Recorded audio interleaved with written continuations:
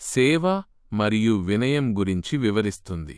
ముఖ్యంగా యేసుక్రీస్తు తన శిష్యుల పాదాలు కడిగి చూపిన మాదిరిని ఆధారం చేసుకుని ఈ పాఠం సాగుతుంది. 1. కథ సారాంశం. ఒక చిన్న ఉదాహరణ. ఒకరోజు డార్లీ మరియు జేన్ అనే భార్యాభర్తలు తమ పెళ్లిరోజు సందర్భంగా కొడుకుతో కలిసి హోటల్కు వెళ్లారు. అక్కడ సిబ్బంది చాలా తక్కువగా ఉన్నారు. పనివారు లేక హోటల్ గందరగోళంగా ఉంది. భోజనం అయిపోయాక ఆ భార్యాభర్తలు, మేము ఇంటికి వెళ్లి విశ్రాంతి తీసుకోవచ్చు కదా అని అనుకోలేదు. బదులుగా వారు హోటల్ యజమాని అనుమతి తీసుకుని భర్త వెళ్లి గిన్నెలు కడగడం మొదలుపెట్టాడు. భార్య వెళ్లి టేబుల్స్ శుభ్రం చేయడం మొదలుపెట్టింది.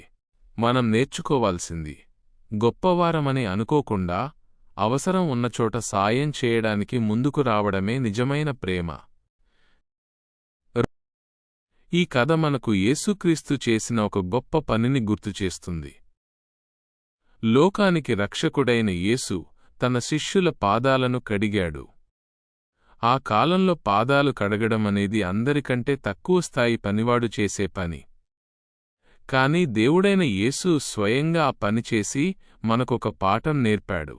ముఖ్య సూత్రం: నేను మీ ప్రభువును, బోధకుడనైయుండి మీ పాదములు కడిగితే మీరు కూడా ఒకరి పాదములు ఒకరు కడగాలి. అంటే ఒకరికి ఒకరు సేవ చేసుకోవాలి. 3. క్రైస్తవ విశ్వాసులు నేర్చుకోవాల్సిన విషయాలు. విశ్వాసులు తమ దైనందిన జీవితంలో పాటించాల్సిన 3